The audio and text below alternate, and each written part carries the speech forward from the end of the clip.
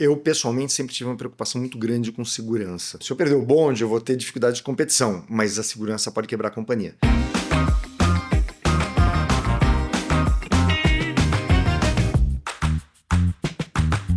Estamos começando mais um episódio do Taking Cast. Eu sou o Vitali e estou conversando com o Renato Terzi.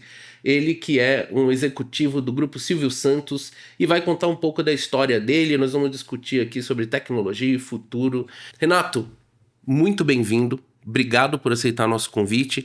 E eu gostaria que você, antes de mais nada, se apresentasse para o nosso espectador. Oi, Vitali, obrigado pelo convite. É um prazer, uma honra estar aqui na Taking, no Taking Cast, né? A Taking que é uma grande parceira nossa.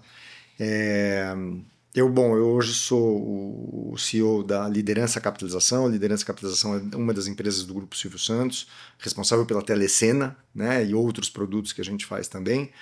E eu tenho uma enorme admiração pela tecnologia. Sempre fui um executivo mais genérico, né? Comecei minha vida em vendas, comecei minha vida vendendo seguro de porta em porta, andando de ônibus em São Paulo, de terno e gravata para vender seguro de vida, vendi muito capitalização, vendi muito previdência, saúde, ramos alimentares, todos os produtos regulados pela SUSEP, e trabalhei em diversas empresas, em diversos modelos, seja como corretor, como segurador, em modelo de distribuição física, bancária, digital. Já fiz, nesses mais de 30 anos de carreira, já fiz de tudo. Uma coisa que sempre me acompanhou nesse período foi a tecnologia. Eu sou um aficionado, eu gosto, né? Como minha filha diz, um nerd. E eu me lembro, meu pai era um médico, né, que fez um doutorado nos Estados Unidos em 1982, quando nós fomos para lá, eu tinha 13 anos de idade, 12 anos de idade. E meu pai comprou um computador em 1982, um pequeno computadorzinho Sharp que você fazia programação em uma linha, né? Era difícil, você tinha uma linha de visão ali para fazer programação, era difícil navegar e fazer, mas foi aí que eu aprendi a primeira vez meu contato com tecnologia e aí me apaixonei. O que era? Basic? Era Basic, era Basic. E aí quando nós voltamos para o Brasil, eu e meu pai fomos fazer um curso de Basic. Né? E aí eu via meu pai com a luz acesa à noite estudando, porque ele tinha uma dificuldade para acompanhar. Era uma coisa que para mim era muito óbvia, muito simples. Eu já fazia um monte de coisas naquele Sharpzinho pequenininho. Ele tinha uma impressorinha do lado e eu conseguia fazer sair desenho na impressora com o Basic. E aí logo na sequência, meu pai me deu um TK-83, e depois um TK-85. Não era uma época que tinha muita grana em casa, meu pai fazia um pouco de dificuldade para conseguir as coisas, mas ele conseguiu o TK-85 usado, que é alguém que não conseguiu se adaptar, que se ligava na televisão, usava uma fita cassete para gravar os programas, né? Mas fiz, né? E aí me divertia fazendo. Eu era um pequeno dev já com 14 anos de idade. Quando nasceu o que hoje a gente chama de WWW, de internet, que eram os BBS, né? O Bulletin Board System. E eu me lembro que aos 14 anos eu fui até a casa de um ícone da internet no Brasil, o Mandic, de Campinas, né? Eu ia falar do Mandic. Exatamente. BBS, Mandic. É isso. E aí eu montei um BBS, ele me ensinou, eu montei um BBS, e aí naquela época eu peguei um cheque do Banco Real da minha mãe, de 100 cruzeiros, levei de bicicleta até a casa do Mandic, entreguei para ele, e falei assim, olha, eu quero assinar aquela revista inglesa, que era uma revista que chamava Computer Science, uma revista inglesa, que passou a mandar textos, e eram textos assim, clean, era né, fundo verde, sim. Não tinha nada, não tinha nem acentos tinha, era tudo em inglês e tal. Mas eu recebia textos e aquele negócio para mim, né, meu coração batia forte. Vai chegar um texto e chegava um texto que vinha do exterior. Meus pais não acreditavam naquilo. Eu falei assim, mas como tá vindo esse negócio aqui? E aí você ficava lá tentando conectar de madrugada, aquele negócio tal. Desde aquela época é que eu gosto. Tinha que ligar depois da meia-noite, que era um pulso só. Exatamente. E tinha, não sei se você lembra, o Banco Rural passou a fazer isso e os acessos eram os números dos ramais das pessoas que trabalhavam de dia. Então a pessoa tinha um ramal que ela trabalhava de dia naquele telefone, e à noite aquele ramal virava acesso à internet. Então você ligava nos ramais do Banco Rural, que era primeiro lá nos primórdios da internet. Mas não era para dar certo, era assim 5, 6, 7 tentativas até você conseguir fazer uma conexão. E desde então nunca mais parei. Quer dizer, trabalhei sempre em negócios, mas sempre com muita tecnologia. Trabalhei também diretamente em tecnologia, em empresas de tecnologia de seguros, mas o meu negócio sempre foi fazer negócios e usar muita tecnologia. Temos muita história, né? Eu tenho informações aqui privilegiadas que foi mais ou menos ali em 84 que as coisas começaram, né? E aí a pergunta basicamente é assim: você já se considera então um nativo digital? Sim, acho que eu sou da primeira geração nativa digital. Eu me lembro que eu briguei nas empresas que eu cheguei logo que eu saí da faculdade, ou mesmo na faculdade, eu me lembro a gente brigando para ter computadores, né, para poder fazer coisas nos computadores. Existia muita resistência na época. Eu me lembro que numa empresa que eu consegui, né, convencer a companhia a começar a fornecer computadores para todo mundo, para ter o desktop, né, porque a gente tinha um computador na Sim. companhia. O mesmo diretor operacional, ele virou e falou assim, não quero. Eu não vou só computador. Assim, para mim é assim, tudo que você me pedir, manda o formulário em 3 vias, uma para mim, uma para você, uma para arquivo. E ele manteve isso por muito tempo. Até eu sair da companhia, a área dele ainda funcionava em papel e ele não queria evoluir, né? E sempre foi uma história da vida, né? A resistência às tecnologias novas. Então, mas sim, acho que eu sou das primeiras gerações nativas Nativo digitais. digital. Muito bom. Uma, acho que um dos motivos por nós estarmos conversando é a gente teve um relacionamento no começo do Tati, né? E você foi uma das pessoas que abriu as portas pra gente. E eu queria ouvir um pouquinho você falar. Naquele momento, há um ano, um pouco mais de um ano atrás, você estava assumindo ali um papel e um comportamento de abertura para a inteligência artificial. O que você tem visto sobre isso, tem falado e feito sobre isso? Bom, uma das coisas que a gente mais faz é o TAT, né? Quando saí do meu emprego anterior, eu tinha um contrato de não competição, tive que ficar 4 meses em casa até assumir o novo posto para onde eu estava indo. E aí eu fiz um curso profundo de IA, curso que nem existe mais porque o mundo já é outro agora. Estou falando de março de 24. E aí fui a fundo e falei, olha, quando eu assumir na nova empresa, eu vou precisar de uma solução de IA, vou precisar de soluções de IA. Uma coisa que eu sempre tive muito claro para mim da IA, ou duas coisas. Primeiro, a IA não vai ser uma revolução tão grande quanto foi a computação pessoal, por exemplo. Quer dizer, quando você tira um trabalhador do papel e da calculadora, né, para um computador, essa evolução ela é gigante. E eu acho que a IA vai ser uma enorme evolução, mas ela não vai ser tão grande. Porque eu acho que ela vai ser mais rápida, muito rápida. E aí o ciclo de adoção vai ser muito curto e eu tinha uma enorme preocupação com isso quando eu cheguei no grupo Silvio Santos. E aí eu passei um tempo procurando soluções. Naquela época os agentes não eram o que são hoje, eu não acreditava naquele modelo de agentes, eles travavam os negócios, eles não eram eficientes. Então eu ouvi muita gente no mercado até um dia que você apareceu, né, pelas mãos do Aldre, né, o comercial me ligou, falou, deixa eu ouvir esses caras.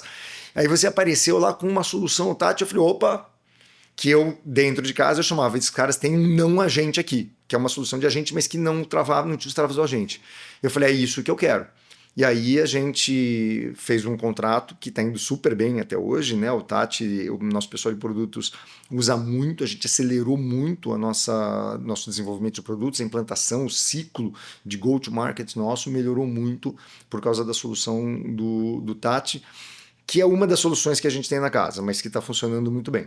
Muito bom. Eu sei que vocês estão com outras frentes, né? Eu não sei o quanto isso pode ser publicado, mas eu entendo que a nossa dor era a mesma. Quando a gente criou o Tati, a gente também não gostava do jeito como os agentes eram apresentados. Depois a gente foi aprender, um ano e pouco depois, a gente foi aprender agora, né? Que nem eram, nem deveriam ser chamados de agentes ainda. Porque os agentes que nós tínhamos disponíveis eram basicamente prompts bem formatados dizendo você tem que agir assim ou assado. Hoje não, hoje nós temos ferramentas, hoje nós temos comportamentos, habilidades, bases de conhecimento descentralizadas, porque mesmo o Tati, né, ele nasceu para ser uma base de conhecimento centralizada. O que você enxerga dessa evolução? É isso que você falou mesmo, né? Os agentes mudaram muito. A inteligência artificial, a estrutura hoje de inteligência artificial que existe disponível, ou que existe para ser construída, ela é muito diferente de um ano atrás. O mundo é totalmente diferente. Inclusive, modelos que se imaginava que seriam os modelos que não existem mais e a gente está se adaptando a novos mundos. Efetivamente, a gente evoluiu dentro de casa. A gente montou já naquela época uma governança de IA, um comitê técnico de IA, uma política de IA que a gente cumpre rigorosamente.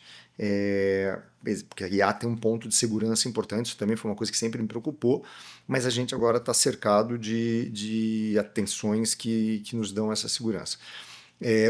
Dentro desta governança, nós evoluímos em outras frentes além do TAT, né? O TAT está servindo muito bem, está andando muito bem, mas a gente precisava atender outras áreas da companhia com outras demandas, e a gente fez várias experiências na companhia, e agora conseguimos desenvolver, e vamos fazer o release, o rollout, na verdade, agora no mês que vem, de uma plataforma própria de IA.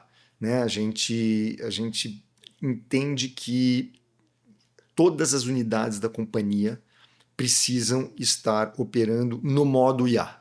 Não dá mais para alguma área não estar se beneficiando do que a IA traz.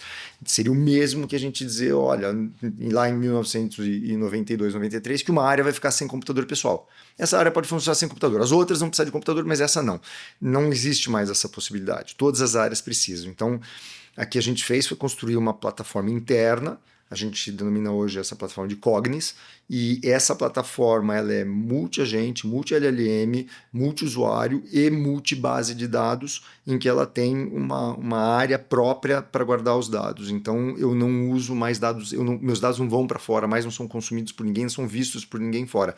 E tenho contratos corporativos com cada um desses provedores, com as LLMs e com os agentes, que nos dão essa proteção. E aí a gente montou com nossa integradora AWS, a gente montou uma plataforma bastante eficiente, bastante amigável, e com a AWS, evidentemente, a gente precisa de um ambiente, a gente está usando um ambiente proprietário nosso, quer dizer, proprietário nosso, Sim, seguro cloud, nosso, um seguro. cloud seguro nosso, cloud privado, em que todos os nossos dados estão protegidos lá nos Kubernetes, e a gente está nos containers, e a gente está super seguro agora nesse modelo, e para o pessoal que está no piloto tem sido bem legal. Muito bom. Você acha que o Tati inspirou vocês a irem para esse outro caminho? Ajudou? Teve alguma participação aí na... Mais do que inspirou, Vitali. Acho que aquilo que eu me lembro daquela reunião que nós tivemos, né? Primeira reunião quando você apresentou, eu falei: caraca, é isso que eu quero. Essa solução aqui ficou muito boa. Mais do que inspirar, ela quebrou as resistências. O pessoal olhava aquilo que eu falava, né, tentando evangelizar as pessoas na companhia sobre a importância desse negócio. Muitas pessoas tinham medo, tinham resistências naturais, até por preocupações, né? E quando entra o Tati, e o pessoal começa a falar: caraca, isso é muito legal. Começa a correr na companhia a informação de que o trabalho das pessoas que era difícil, que era árido, passou a ser muito mais fluido, muito mais rápido, muito mais preciso, muito mais assertivo. E todo mundo começou a falar: opa, isso é legal, eu quero mais disso. E aí isso me ajudou a abrir outras frentes. O Tati realmente foi uma quebra de paradigma na companhia. Muito bom. Muito bom ouvir isso de você nesse momento que a gente está lançando uma nova versão do Tati. Tô sabendo. Né? Eu não vou antecipar muito aqui, mas basicamente a gente também evoluiu, também se movimentou. Nós temos o Tati V2, que o teu time com certeza vai adorar. E ainda tem uma outra evolução que é para a gente começar a entrar no universo. O pessoal tá falando muito de vibe coding, né? Hoje em dia. Que é você vai lá, suspira no ouvido da IA o que você quer e ela começa a plotar um monte de informação, um monte de tela, um sistema magicamente funcionando. E tem os riscos disso tudo, né? E a gente enveredou por um caminho um pouco diferente, que é o caminho do Spec Driven Development, que ele é um código feito por agentes, é um código feito por especialistas de desenvolvimento, tem muita participação do ser humano ali, mas ele acelera.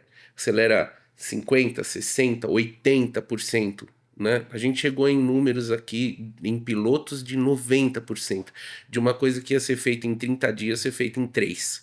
Então é um negócio que realmente é mágico, mas com governança. Que é um assunto que a gente vai falar aqui, vou tratar com você, porque quando a gente fala de trabalhar, né, novas tecnologias, a gente está mergulhando em universos ainda não, em mares não navegados, né? E como que você vê a governança nesse sentido? Você acha que a governança tem que barrar alguma coisa? Ela tem que realmente mudar o jeito como ela gerencia, controla, monitora e até os novos sinais de alerta, né, para a companhia, porque você passa a ter uma evolução do trabalho invisível. E como que... Me conta aí, o que você pensa sobre Tá isso? bom. Eu acho o seguinte, eu vou falar mais conceitualmente, né? Nenhuma empresa pode funcionar sem uma boa governança, né? Principalmente quando as empresas começam a crescer, você precisa ter um nível de controle que permita à companhia fazer apenas aquilo que ela se propõe nos modelos e valores que ela se propõe. Para isso é necessário que você tenha controles. Então a governança ela é necessária para qualquer negócio, né? Para tomada de riscos, para que negócios você faz, para que empresas você contrata para fazer a limpeza do prédio, para tudo que você fizer, uma governança é necessária. E aí, tanto para qualquer tema quanto para a IA, a governança pode sim ser um instrumento de lentidão, né?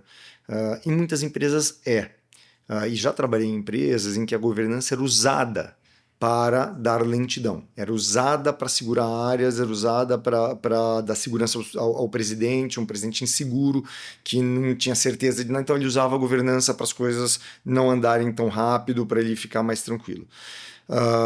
Meu ponto, assim, a governança ela é necessária, ela precisa ser forte, ela precisa ser rígida, ela não pode ser flexível e tem que ser cumprida por todas as instâncias da companhia.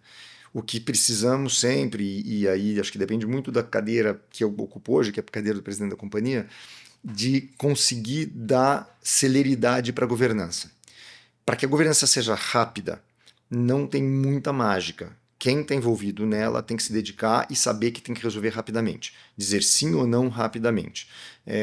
Mas esse é um novo mundo, né? A gente fala muito, tá vendo seu computador aqui que está escrito assim, né? Testa, falha, conserta, repete, testa. E hoje é muito rápido o mundo e a governança tem que andar rápida assim também. Então, como é que nós resolvemos dentro de casa? A gente tem um comitê de IA que acontece regularmente, mas ele pode ser chamado a qualquer momento. E quando chama, eu priorizo. Eu priorizo, né? Porque eu priorizo, na verdade, qualquer necessidade que precise de governança. É que as coisas dos negócios, em geral, são mais estáveis, não são tão rápidas, não são tão... Mas quando acontece uma necessidade que precisa resolver, cara, eu estou disponível e a gente faz as reuniões necessárias. Então, parece contraditório, mas não é, porque, na verdade, é só uma questão de esforço. Governança tem que ser forte, mas você tem que fazer ela andar rápido. Isso é muito importante. Neste mundo de IA, isso é mais importante ainda, porque, de novo, como eu falei no começo, o ciclo de adoção vai ser muito rápido e nós vamos ver casos de Olivetes e Blockbusters vão morrer rapidamente. A gente tá falando de governança e aí eu me lembrei de um tema que é...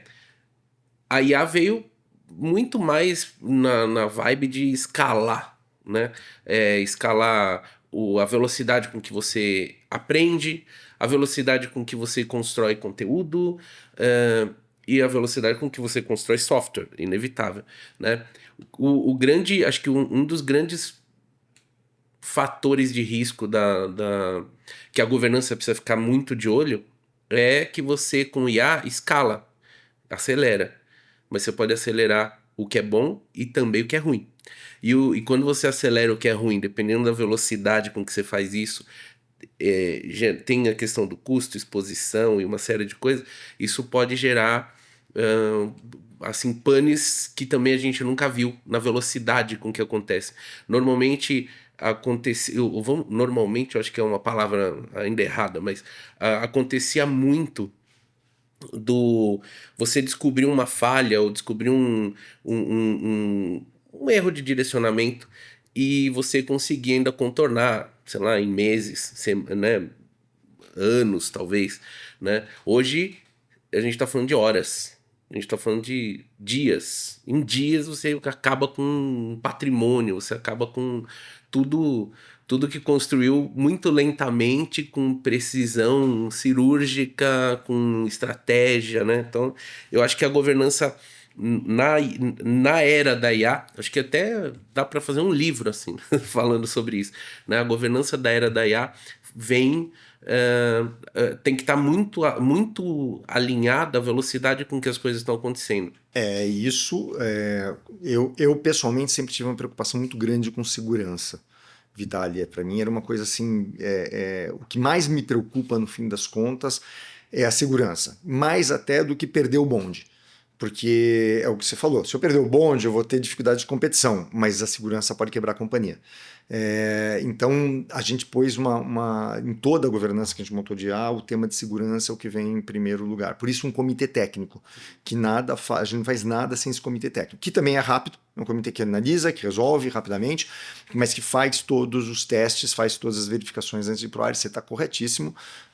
Ligar uma solução de IA que te consome processamento 100 mil vezes mais rápido do que você está acostumado e essa conta quebra a companhia, pode acontecer a qualquer momento e a gente toma muito cuidado com isso. E todo mundo tem que ficar bem atento com isso. Acho que está bem claro que quem está pensando em implementar ou adotar, eu acho que essa é a palavra melhor, adotar IA na sua estratégia, precisa ter um comitê assim. Acho que é extremamente importante, né? Fazer parte da estratégia. Precisa ter um comitê assim, e aqui sem querer fazer propaganda especificamente da Taking, mas eu acho que um parceiro nessa hora ajuda muito. Se você não é, né, eventualmente uma empresa, um executivo que não é um nerd como eu, né, que vai a fundo nesse negócio e você está mais enfronhado em temas de negócios, comerciais e tal, traga uma empresa parceira para ter essa segurança, né, para uma empresa que tenha, como a Taking, que tem todos os protocolos de segurança, etc., para poder começar. Eu falo que é sempre quem um apoia o outro, né? Porque vocês trazem os problemas, os desafios, as dores e a gente é um, eu falo que nós somos radares, captadores, não sei a palavra exata, de entender problemas de várias fontes e falar assim, puxa, isso aqui a gente resolveu assim, talvez aqui dê para ir. O que eu acho que a gente oferece como consultoria e empresa assumidamente de tecnologia é que a gente traz na bagagem o que a gente ouve muito no mercado, que a gente vivencia em outros, até em outros segmentos, né? Então, isso acontece, essa troca é muito rica e ajuda, não tenho dúvida. Eu tava um pouco antes conversando e tal, e a gente falou um pouco de Dream Team. Falou do como que você olha agora, né, pensando nas novas tecnologias, em todo esse novo ambiente que está se criando em torno das empresas com IA. Então, estou falando da era, a gente vai falar muito disso aqui, né? O que é um Dream Team para você nesse momento que vocês estão vivendo e que a gente está vivendo como era mesmo? Bom, difícil a pergunta, porque não sei, a IA ela é muito fluida, né? O que a gente imaginou que a IA seria um ano atrás não é nada disso, já mudou tudo. Então, mas o que eu acho é assim, não, talvez acho que se eu pegar o seu termo, acho que não dá para ter um dream team numa empresa, né? São mais de 250 colaboradores. É difícil você imaginar que todos terão a mesma intenção com o IA que eu gostaria que tivessem. Né? Então eu falo muito na companhia, a gente tem uma reunião mensal que eu falo para todos os nossos funcionários, uma vez por mês eu estou com todos eles juntos no teatro e a gente fala, olha, eu falo, cada um de vocês tem que estar com algum projeto de IA. Se você não tiver em IA, em alguns anos você vai estar fora do mercado. Falo isso na reunião de gestão, com os gestores todos. Olha, vocês têm que ter projetos de IA na área de vocês. Falo com os diretores, na reunião de diretoria. Olha, cada área de vocês tem que ter IA, tem que ter projetos. E mesmo assim, nem todas as áreas vão. O que é natural, né, o Vitali? Porque uma coisa, eu acho que a gente sempre, quando fala, né, de cultura, a gente tem que respeitar a cultura de onde as pessoas vêm. Né? Então, eu tenho funcionários que são em idade mais avançada, executivos que têm, e eu preciso fazer com que eles entrem no mundo de IA, mas isso vai levar mais tempo do que os nativos digitais que estão entrando agora, com 22, 23 anos, que já usam IA, já usam. já usam antes de entrar. Então, acho que o que a gente precisa, talvez o conceito de Dream Team seja o time que está se esforçando, o time que não está resistindo. Né? Eu tenho executivos que têm mais idade, que têm um pouco mais de dificuldade, mas nenhum deles virou as costas. Estão olhando, estão vendo, estão tentando alguma coisa, alguns com mais facilidade, outros com menos facilidade. Mas tem até um caso curioso que aconteceu recentemente. Uma gerente que eu tenho na casa que eu falava para ela, puxa, não está andando na sua área, não tem nada de A, não tem nada de A. E aí a gente estava precisando fazer uma solução lá de bater dados, informações, que é a parte que você falou da aceleração que a gente faz. E por coincidência, ela estava naquele dia, a gente estava sentado, né, fluido lá o lugar que senta, sentado do lado do gerente TI. O gerente TI chegou e falou, não, te explico fazer isso aqui. E usou, inclusive, nossa solução lá, e o negócio saiu em 2 minutos. Desde então, essa moça virou completamente a visão dela de AI, e ela está fazendo um monte de coisas de AI. Ela pegou a menina que, nós estamos instalando o Lean Six Sigma na companhia também, e ela pegou a menina da equipe dela, a colaboradora da equipe analista que está no Lean Six Sigma, que vai ter um projeto de Greenbelt esse ano, falou, não, agora esse projeto vai ser de IA. Nós vamos escolher um projeto grande de IA para colocar aqui, porque ela se convenceu. Acho que às vezes o Dream Team é um time de pessoas diversas, porque assim, não dá para dizer, olha, eu vou trocar todo mundo da companhia por gente. Não tem como fazer isso. Eu tenho que trabalhar com o time que eu tenho.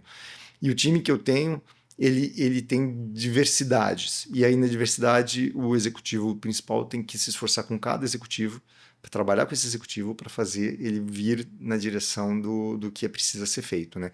No caso, assim, IA precisa ser feito. Não é mais uma opção. Minha visão, não é uma opção. Não, agora É o obrigatório. impacto na cultura. Eu acho que quando eu falei de Dream Team aqui, eu acho que um contexto que pode ser pensado é culturalmente dentro da companhia. Pensar na sua, mas não pensar no mundo também, mas né, dentro da companhia. A IA está mexendo culturalmente nas empresas. Ela tá criando uma camada nova. Acho que o Dream Team aí até seria uma provocação que eu ia fazer, que tem espaço para agentes virtuais, agentes de IA. O pessoal está chamando de synthetic intelligence, né? Dentro do teu time, dentro da tua companhia, o Dream Team coloca pessoas e agentes no mesmo patamar, na mesma linha.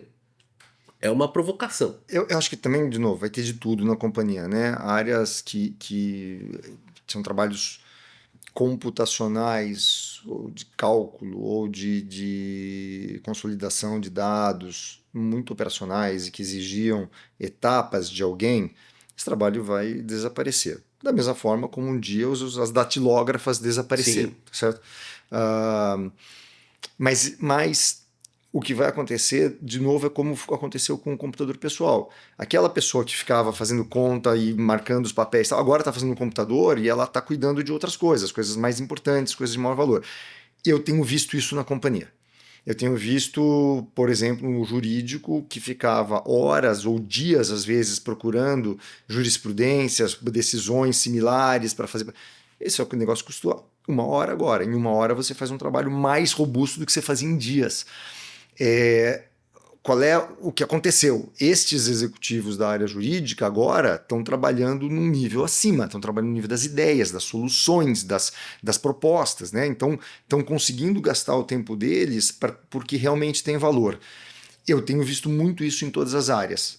Eu não vou reduzir time, até porque a gente tem muito que crescer, a companhia precisa crescer, mas assim, o time que está ficando está se dedicando a atividades de mais inteligência, Mais valor. mais valor, e está deixando a IA fazer o trabalho mais operacional. Você deixou uma bola pingando que pra mim é super importante ouvir um cara como você, com a visão que você tem, com a experiência que você tem. E eu não podia deixar passar batido. Quando a gente fala de valor, tem surgido no horizonte já há algum tempo, não é tão recente, mas eu queria ouvir de você. Hoje tem um conceito do VMO, que é o Value Management Office. Office. Office. E o VMO, ele, para mim, ele é um complemento da estratégia. Ele trabalha junto, dentro das salas dos conselhos, dentro da. Deveria ter um espaço na mesa do presidente, né? Para se discutir o que traz valor. Eu acho que quando você criou o comitê de IA, você talvez. Não sei se instintivamente ou se muito bem pensado, foi um pouco nessa linha do VMO, que é, puxa, isso daqui vale a pena colocar IA aqui ou não? Por que sim, por que não? Mas eu queria ouvir você falar, porque eu acho que é um espaço que a gente tem para trocar ideia, e eu não tenho falado com muita gente, eu gostaria de falar muito mais sobre esse assunto, mas não tenho falado com muita gente sobre VMO. Eu acho que o executivo hoje tem que estar pensando nisso o tempo todo. A gente vive um mundo em que só sobrevive o que é relevante. Não tem mais espaço num mundo competitivo como a gente vive para as coisas que não são relevantes. Então, ou gera valor, ou a gente realmente tem filtrado muito na companhia, e isso não só em IA, tem filtrado muito aquilo que não gera valor. Então, a gente tem até algumas regras de, olha, negócios muito pequenos a gente não entra. A gente entra em negócios de vulto que realmente tem uma margem, né, que consiga fazer sentido para a estrutura fixa da companhia. Isso se aplica também à IA. O problema da IA, e a gente discute muito isso no comitê, né, se essa nova frente ela é importante ou não, ela vai dar resultado ou não. Qual é o problema da IA hoje para isto? Primeiro que não é muito claro o futuro que a gente consegue fazer com cada coisa. E a segunda coisa é que eu acho que todas as empresas, a minha pelo menos é assim, eu tenho apostado em coisas de menos valor para poder dar chance das pessoas fazerem. Porque nem todas as áreas conseguem hoje trazer grandes projetos de valor de IA. Mas eu estou deixando fazer um pouco para dizer, olha, faz, aprende, porque na segunda rodada você vai trazer valor. Então, acho que tem um balanço da gente fazer coisas de valor, mas tem um balanço também neste momento, nos primórdios da IA, de abrir as portas para as pessoas testarem, fazerem e eventualmente encontrar valor que a gente não consegue ver. Muitos projetos de IA hoje, alguns dos projetos de IA hoje que a gente tem, não é muito claro onde a gente vai O chegar. valor em si. Mas eu acho que a gente tem a possibilidade de chegar em valores, mas principalmente tem a possibilidade de aprendizado. E isso a gente tem sido muito aberto na companhia, deixar as pessoas testarem, entrarem, gostarem e passar para um próximo que aí vai ser melhor, aí a gente pode exigir mais valor. Isso tá totalmente ligado a outra palavrinha que tá no Trend Topics aí, que é o letramento, né? Então, você dá um espaço para que as pessoas testem aquilo que elas enxergam valor dentro no microcosmos ali do seu trabalho. Sei lá, uma pessoa que trabalha numa área administrativa, que faz um trabalho relativamente repetitivo, se ela encontrar um caminho, mesmo que seja alguma coisa que talvez lá na frente ela tá eliminando uma parte do representativa do trabalho dela, ela ainda assim tem espaço para experimentar. Eu acho que a experimentação é importante. Isso é muito claro para mim desde o dia que eu te conheci, que você é um cara aberto para experimentação. Então não tem medo de experimentar. Ou se tem medo, vai com medo mesmo.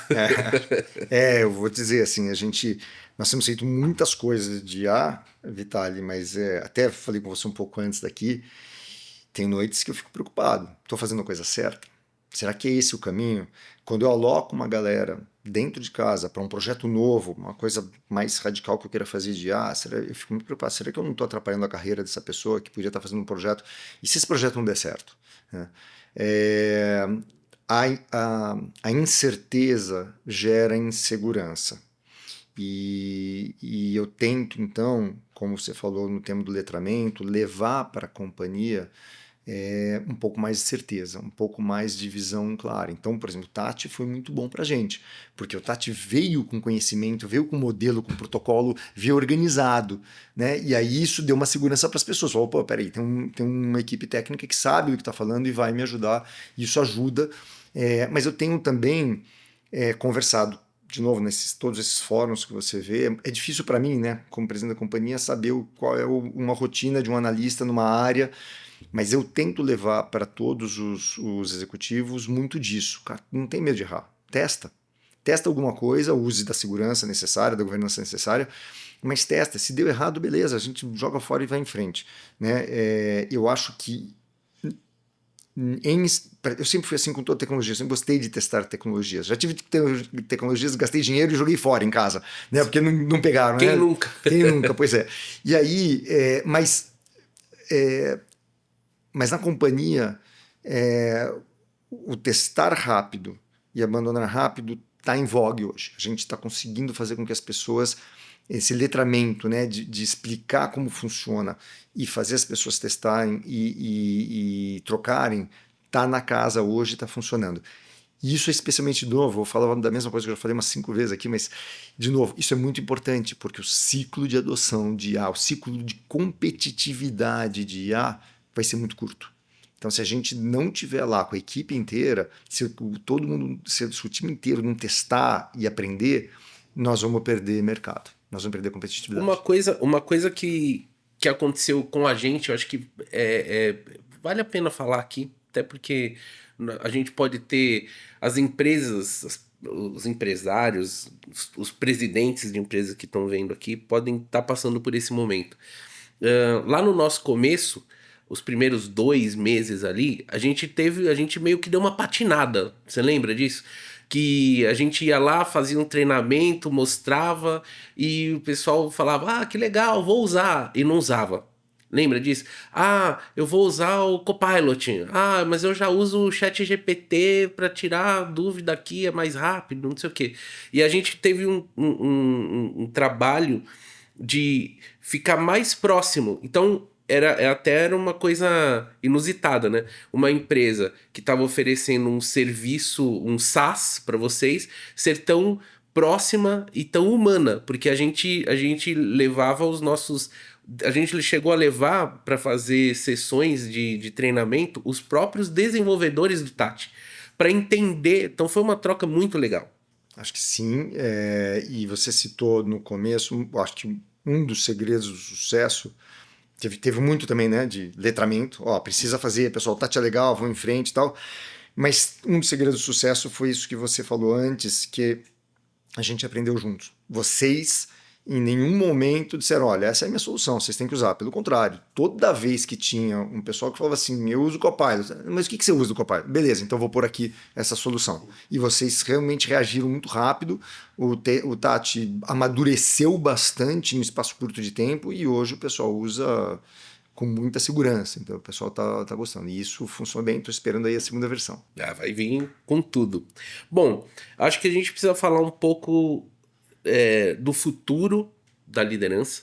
Acho que aqui pode ser em duplo sentido. Da liderança aí, da da liderança liderança, capitalização. da liderança como lideranças, né? É. Um líder de uma empresa tão importante, tão tradicional, né? Até, e da liderança capitalização. Como que você vê o futuro aí? Bom, da liderança e capitalização, a liderança é uma empresa de 80 anos, há 35 que a gente faz a Telecena, era uma empresa monoproduto até alguns meses atrás, a gente recentemente lançou outra modalidade de capitalização, que é o incentivo, e agora lançamos, nesse mês de abril, lançamos mais uma modalidade que é a filantropia, que já tem um produto, inclusive, rodando na Casa Grande com ele, que agora o novo sistema entra no ar, vai funcionar tudo direitinho, tá bem legal. Inclusive sistema que nós já desenvolvemos em IA e já aceleramos muito ele. Hoje a gente, com essa novo frame de desenvolvimento de software, a gente está desenvolvendo software a 49% do tempo que eu levava em outubro. E agora em abril, com a nova entrada, a gente dobra o tempo de novo, e até o final do ano a gente dobra o tempo de novo. Ou seja, no final do ano a gente vai estar produzindo 100% dos nossos softwares a 10, 15% do tempo que levava um ano antes. Então aí essa é uma velocidade grande. E a liderança e capitalização está fazendo esses investimentos todos porque está crescendo, porque tem muitos negócios acontecendo, porque está evoluindo, tem um enorme crescimento previsto para esse ano, por ano que vem mais ainda a gente acelera entrando nessas novas linhas. Em termos da liderança, do líder, eu acho que assim, é muito. Eu gostaria que não fosse isso, e eu tentei a minha vida inteira fazer com que não fosse dessa forma, mas infelizmente os líderes da companhia são quem dá o tom. A companhia, o grupo segue muito os líderes. Então, um líder precisa estar sempre muito atento, por exemplo, que ele dá, porque o que ele fizer, os liderados dele vão estar repetindo, para o bem e para o mal. Na minha companhia, na companhia que eu trabalho hoje, tem um líder que é um aficionado por tecnologia, um aficionado por IA, então a gente está conseguindo acelerar muito em toda a companhia, né? Porque o pessoal faz, né? Ou por inspiração do líder, ou por medo de perder o emprego. Então, Sim. uma das duas coisas acaba funcionando. Tudo é As pessoas, tudo é motivador. motivador, né? Então isso vai em frente. Eu já trabalhei em companhias em que a liderança inteira, todos os presidentes, os vice-presidentes, os diretores, eu era a única pessoa em companhia gigante, de 5 mil funcionários, eu era o único vice-presidente que tinha alguma visão de tecnologia. Eu sentava com o diretor, eu era vice-presidente, sentava com o diretor de tecnologia e a única pessoa com quem ele conseguia falar era eu, porque a gente falava uma língua muito boa. Nos falamos até hoje, inclusive somos grandes amigos. Mas assim, se você não tem na casa uma visão de cima sobre tecnologia e sobre futuro, este momento é um momento de risco para a companhia. Porque, de novo, né, a IA vai ser uma grande mudança e vai ser muito rápida. Então, eu vejo a possibilidade de, se a liderança das empresas, de uma empresa, não entender e não agir rapidamente, ela virar uma Olivetti. Eu tenho, acho que a minha visão sobre. Eu tô há uns 3 anos falando de IA. Estudando IA há um pouco mais, mas imerso nesse universo há uns 3 anos. O, minha cabeça mudou completamente. Completamente do ponto de vista é, de eu não conseguir mais imaginar uma empresa e um mundo sem IA. Do mesmo jeito que foi para mim o impacto do computador, que foi igual. Eu comecei a programar em Basic com 11 anos. Caramba. Hoje eu tenho 54, então acho que já faz um tempinho. Eu vejo empresas como a própria Taking, né?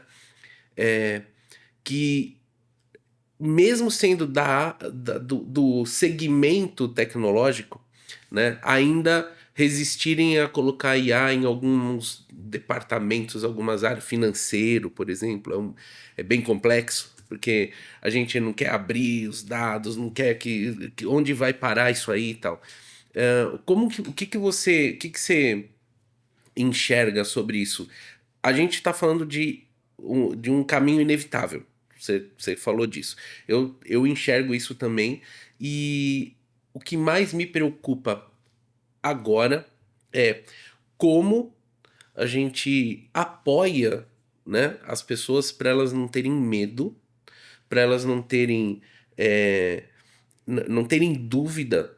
Não ter dúvida é meio é muita pretensão, né? Mas diminuírem, né, a resistência e principalmente manter o crescimento das empresas sem perder pessoas, mas aumentando a eficiência. Acho que esse é um ponto que a gente já falou bastante, mas só para resumir isso, que a gente está se direcionando aqui para um Não. finalmente, então eu queria deixar essa mensagem, né? Puxa, tô aqui numa empresa que aposta na tecnologia, porque você já colocou isso desde o começo. E, cara, é inevitável. Se prepare. Como a gente manda esse recado para o pessoal? Que eu acho assim, se é uma empresa que não é muito letrado, né, em e já entendeu que precisa entrar nisso, porque o competidor vai entrar e o competidor vai atropelar, o melhor é fazer como nós fizemos no começo. Traga um parceiro que entenda do assunto e que te traga segurança. A Taking foi ótima para a gente em vários sentidos. Mas, ao mesmo tempo, talvez precise contratar um profissional ou formar profissionais que entendam do assunto até para poder montar toda a governança, os comitês técnicos, etc. Não dá para trabalhar inteligência artificial de forma amadora. Isso é um risco enorme. Você precisa trabalhar de uma forma super robusta. Mas também não dá para não trabalhar IA. Você precisa, que eu falo para as pessoas, não dá para você ser um usuário de uma solução de IA. Você tem que ser protagonista em IA.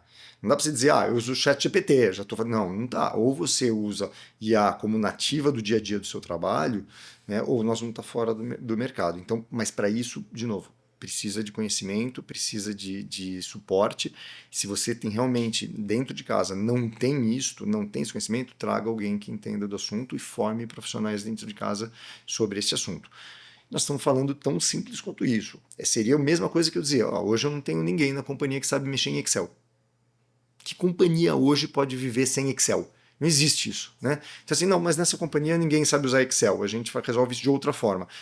IA vai ser a mesma coisa. Nós temos que ter gente que sabe, todo mundo tem que saber mexer Excel, todo mundo tem que trabalhar bem com Excel e tem que ter caras que mandam muito bem de Excel, que entendem muito disso e que conseguem fazer muitas soluções importantes para a companhia. Então, é uma comparação simples, né? Porque o Excel é simples, mas é conceitualmente isso. Tem que ter todo mundo usando e tem que ter uns experts do negócio que vão saber realmente direcionar a companhia. Mas faça logo, porque, assim, eu vejo, você só do que você citou, né? Não vou diminuir pessoas, vou ganhar. Acho que vai ter de tudo, viu, Vitória? Vai ter gente que vai diminuir pessoas. De novo, é como a história, o datilógrafo não existe mais. Algumas coisas vão mudar, mas muitas pessoas vão fazer, vão ter papéis de mais valor. Um ponto é que hoje eu vejo uma oportunidade enorme na IA. Eu vejo esse esforço que a gente está fazendo dentro de casa como uma capacidade de conquista de mercado. É para isso que eu estou trabalhando. Claro, eu me preocupo com o que o vizinho está fazendo também para ficar forte, para me defender, mas eu vou partir para cima, eu vou atacar, eu quero ganhar mercado com a minha capacidade. E tem alguns negócios que a gente já está fazendo, a gente entrou em linhas novas, como a gente consegue acelerar muito o desenvolvimento de software, quando usamos IA para alguns processos operacionais dentro de casa, eu consigo entrar no mercado com um custo operacional mais baixo que o meu concorrente.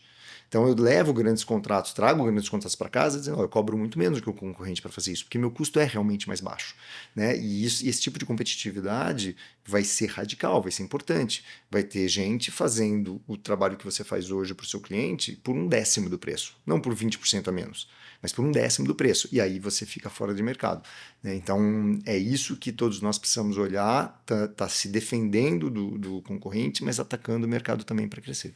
Você me fez lembrar de um assunto que não posso deixar passar batido. A gente falou de governança e a gente não falou de uma coisa que eu tô colocando vários hypes aqui porque, de novo, é a oportunidade ímpar de Bora lá. conversar com você. É a Shadow AI. A gente falou de Excel, você acabou de falar do Excel agora, e por acaso eu escrevi um artigo no LinkedIn falando exatamente, comparando a IA hoje, ela é o Excel da década de 90. Só que o Excel na década de 90 criou o que a gente chamava de Shadow IT, que era as empresas controlavam com os seus softwares que elas gastavam uma fortuna, SAP, não sei o que e tal, mas tinha o submundo do controle, que era eu faço no SAP o que tem que fazer, mas eu faço também um controle na minha planilha que é mais rápido, é menos burocrático. Eu burlo, entre aspas, a governança. Com a chegada da IA, de você chegar num chat GPT ou num Tati e falar para ele, cara, preciso disso, disso, tal, não sei o quê, e ele te trazer ali um artefato, uma ferramenta, uma informação muito mais focada na sua necessidade, mas que ela é marginal. Ela não está em nenhum sistema da empresa. E aí o pessoal está chamando isso de Shadow AI. que é justamente, estamos criando controles, modelos, ferramentas, templates, etc., que não estão no mapa da governança. Eu vou pedir, eu já pedi para você falar de governança, mas eu vou pedir para você resumir o que, que você acha disso e como que você está tratando isso, se isso está no teu radar. Tá no radar. Como eu falei, um dos pontos principais da minha preocupação é a segurança. E isso é segurança, no fim das contas, né? Que é o Sim. mau uso. O que a gente fez, né? Quando eu falei no começo, a gente quando cheguei, tinha licenças de ChatGPT para cá, para ali e tal. Nós simplesmente cancelamos todas essas licenças, ninguém mais tem. Bloqueamos os acessos a alguns sites, alguns servidores que as pessoas poderiam usar via Google, né? Sim. Bloqueamos os acessos, mas construímos essa plataforma que eu te falei. Então agora todo mundo tem acesso dentro da plataforma que é controlada. Isso significa que a gente consegue ver 100% do uso e entender o que está sendo feito ou não? Ainda não. Não digo que isso seja impossível. Eu trabalhei num banco global uma vez, baseado na Inglaterra, e eles gastavam mais de 20 milhões de libras esterlinas por ano só para ter um sistema que acompanhava todas as ligações e reuniões que você fazia. Não existia telefone fixo, era só o telefone no computador, mas todas as ligações e reuniões eram monitoradas, todas, tudo que você fazia. Cada e-mail que você mandava era monitorado. E se você mandasse um e-mail que tivesse termos que ele entendia, ele voltava o e-mail e falava: esse seu e-mail não pode sair. É um controle complicado esse de fazer. Eu não tenho escala, na minha companhia, pelo menos não tem escala para isso. O que a gente faz? A gente levou todo mundo por uma plataforma que está levando, né, todo mundo para uma plataforma onde eu tenho o controle ali, bloqueou alguns acessos que as pessoas não podem ter, porque senão isso pode ser mal usado, e a gente trata muito com as pessoas sobre a responsabilidade de uso, né, muita conscientização, muita questão de segurança. Confesso a você que, se me disser de novo, né, tô 100% seguro de tudo, não dá para estar. Mas a gente cercou tudo o que pode acontecer. Seguramente hoje eu tô isento de grandes riscos. Mas um funcionário inadvertidamente usar para uma coisa escusa, para o que ele não deveria usar, para uma coisa pessoal, isso pode acontecer em algum momento. Como o Excel. Como Excel, exatamente. Como Excel. Como Excel. Tá bom. Eu vou... Mas deixa eu só complementar a história do Excel, porque e tem a questão da shadow tem duas frentes, né? O mau uso, sim, né? Ou a substituição de uso. Você fala assim, olha, eu não vou usar o sistema da companhia, vou usar um Excel, em vez de usar o sistema da companhia financeira, eu vou usar o Excel e vou controlar a companhia no Excel. Né? Muitas empresas fizeram isso, porque sabia usar o Excel, era mais fácil usar o Excel, resolvia o problema, não dependia do pessoal de TI, né? Não saía do ar, não tinha... Então, foi um problema. Isso também é um problema, mesmo na estrutura que eu tenho hoje, das pessoas começarem a desenvolver soluções que não são as soluções oficiais da casa. Né? E, acho que isso é um risco menor, mas essa é uma realidade também. Né? As pessoas às vezes chegam assim, olha o que eu descobri. Então, peraí, mas você foi pelo caminho que tinha que ser, não é essa ferramenta. Então, acho que isso a gente vai ficar como era o Excel. A gente vai ficar o tempo todo, né, aparando as arestas, empurrando para cá, empurrando para lá, não tem muito como escapar disso. Eu concordo com você. A gente aqui tem iniciativas, eu sou diretor de inovação, né? E inovação é um negócio meio abstrato, né? E eu falo, putz, inovação pode ser qualquer coisa, né? Pode ser o cara usar a caneta para coçar as costas, é inovação, né? Porque ele mudou o uso do negócio. E a gente tem visto o pessoal usando o TAT, o TAT é liberado para todo mundo. É só pedir, a gente vai lá e libera o acesso. Claro que ele é departamentalizado, ou seja, por trabalhar com suas bases de conhecimento para aquele tipo de departamento, ele vai ter comportamentos diferentes. E lá dentro surgiram coisas. Por exemplo, surgiu o Tati Recruiter, que é só interno. Né? Surgiu um Touch for Sales, que é para fazer prospecção, fazer um trabalho mais de SDR, pesquisar um prospect antes de conversar com ele e tal. Então, surgiram das necessidades específicas, mas eu acho que como vocês fizeram, e a gente acabou fazendo também, a gente ofereceu, em vez de repelir, a gente ofereceu uma plataforma para usar com os guardrails necessários, né, a gente acaba estimulando. Por osmose, um acaba ajudando o outro, um acaba fazendo... vem aqui, senta do meu lado. Pô, todo mundo tem a mesma experiência de uso da IA, acaba ficando uma coisa cultural, como eu falei antes. Mas é muito isso, é a muito gente legal. tentou desenvolver uma plataforma muito amigável, muito intuitiva, que na expectativa de que, olha, as pessoas vão querer usar outra coisa, vai todo mundo usar aqui que é mais fácil, e aqui eu tenho controle. Sim. Né? Não impede de que alguém consiga fazer, não impede inclusive que o funcionário que está lá no celular dele resolva um problema e acabe colocando uma solução que ele buscou no chat GPT particular dele, coloque na solução e a solução não foi verificada, não passou por nada. Tudo pode acontecer. Mas a gente é uma questão, de novo, né, de letramento o tempo todo, de evangelização, de responsabilização, né, de soluções fáceis de usar para tentar direcionar o pessoal. Né? Muito bom. Bom, pessoal, estamos nos encaminhando para o final. Eu quero agradecer ao Terzi. Para mim foi uma aula e um prazer conversar com você. A gente teria que conversar pelo menos por umas 12 horas aqui, que tem história para contar. E a gente costuma encerrar pedindo para, obviamente, você falar a sua mensagem final e depois falar um tweet seu, assim, ó, 140 caracteres ali. Lembra do tweet ainda? Ninguém mais tem tweet, né? Agora é X. X. E é isso, eu queria agradecer demais em nome da Taken, agradecer tua disponibilidade. É muito bom falar com você. Obrigado, Vitali. Eu que agradeço a Take pela oportunidade de estar aqui, da gente conversar, da gente debater e da gente trazer, acho que o debate é importante, né? As pessoas ouvirem, a gente discutir, a gente ter opiniões diferentes, a gente ter experiências.